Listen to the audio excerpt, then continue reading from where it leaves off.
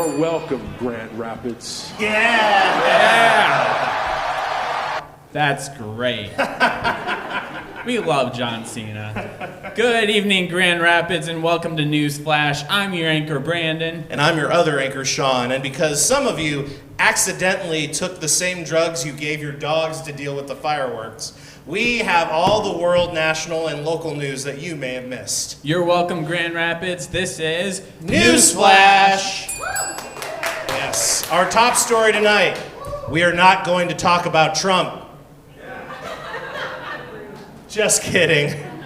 Yeah, actually, we kind of have to this week, just a little bit. Some of us know too well the House and the Senate both voted, I guess, on the bill formerly known as Big and Beautiful. Luckily, Chuck Schumer and the Democrats did the absolute bare minimum and had the name officially changed to something else, so we don't have to call it that anymore. Now, would it have been nice if they had done literally anything else? Sure, yeah, but then they wouldn't be the Democratic Congress, would they? The list of awful things about this bill are nearly endless, whether it's tripling ICE's budget, slashing SNAP and Medicaid funding, or sending a Doge agent door to door personally to poke your eyes out while handing a giant bag of money to a millionaire in front of you. That last part isn't in there, but it might as well be. In one fell swoop, the administration has altered the course of this country for the worse in a way that will have lasting repercussions for decades. So, I guess Trump is finally living up to his hero. Speaking of, Trump unveiled his personal line of perfume and cologne. This is real. Yeah. It's titled Victory 4547. 4547. It's the perfect scent for people who think their shit doesn't stink. God, what's that smell? Oh, what do you mean? Do you smell the confidence of a man who still claims to be 6'3" and 200 pounds? No, it kind of smells more like day old McDonald's and spray tan. You got it. Oh. That's it. Saturday was Grand Rapids' official Independence Day celebration, and boy, did sparks fly.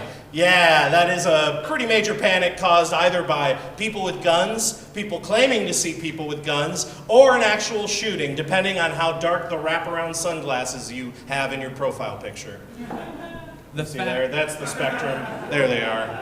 We love them, don't we, folks? The fact that much of the chaos took place on the Blue Bridge of all places means that even more people are probably going to show up there, take pictures just so they can say, "We got engaged at the July 4th Stampede of 2025. Oh, let's see their engagement picture here.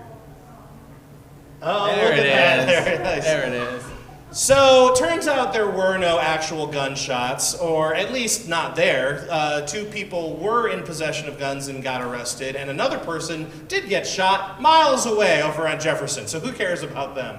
But it's fine, said GRPD Sheriff Winstrom, seen here seemingly already having enjoyed some bomb pops of his own, assuring everyone that his team quickly responded to the chaos, which it's sort of like if your house is burning down and the fire department shows up with flamethrowers. Not great, not great.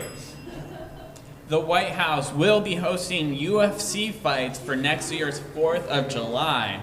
The winners of the matches will immediately be offered a position in Trump's cabinet, while the losers will get deported. Uh-oh. Eee. Was that too soon? Yeah, Might probably. have been too soon. A new app created in the city of Muskegon allows residents to report neighborhood issues directly to city officials by submitting photos of non-emergency issues such as potholes, graffiti, and park maintenance, which is great news for Karens everywhere, and bad news for anyone who likes to hang around their apartment naked. It's hot! Come on! I don't know who you're talking about. Could be anyone. Any one of us. Really. After submitting your complaint to city officials, they promptly print out the photos and information submitted and place it on a desk, never to be picked up again. Officials are supposedly planning on getting the word out with an ad campaign targeting middle-aged white women with the slogan, "Snitches get gold stars." The Caesar salad turned 101 years old this past Friday. Yeah, clap for the Caesar salad. That's great. Must be why everyone was shooting fireworks all damn weekend. I can't think of any other reason why. Yeah, that's gotta be it. Hey, Brandon, did you know my grandfather actually was responsible for the original recipe of the Caesar salad? No way. No, it's true. But his business partner stabbed him in the back.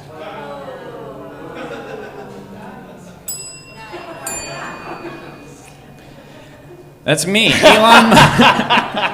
We'll give it a second to settle in there. Yeah. Elon Musk has announced a new political party called the America Party, and much like every other party Elon's ever hosted, no one showed up and no one cared. Now, setting aside the fact that Trump has already shot back at his former buddy by calling him off the rails, which, ooh. My guy, you already have lived your entire life miles away from the train station, so some of the basic tenets of the America Party include showing up to a party that's already in progress, offering the host a ridiculous amount of money that you may or may not actually have because it's all tied up in stocks and crypto and other imaginary funds. Then, once in charge of the party, firing half the people there, doing everything in your power to make it worse for partygoers, like charging for snacks and other things that were just free before. Yep, spending a bunch of money on dumb things no one asked for, like going to space or ignoring when random fires break out throughout the party, and then claiming you're a victim of woke culture when people leave or stop coming to the party in droves. And of course, tax breaks for billionaires and removing legal obligations for fathers who have multiple kids with multiple partners. Yeah, deadbeat dads. They deserve something, I guess.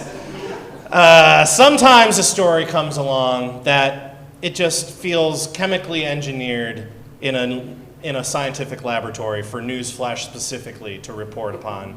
And I am pleased as punch, everyone. Extremely happy to get to say the following words to you. A nudist group in Pittsburgh is hosting a nude bowling event called Balls Out Bowling this Saturday. That's just a true collection of facts, so I think we should all just sort of marinate in that for a second. Let it sink in, folks. Yeah, exactly.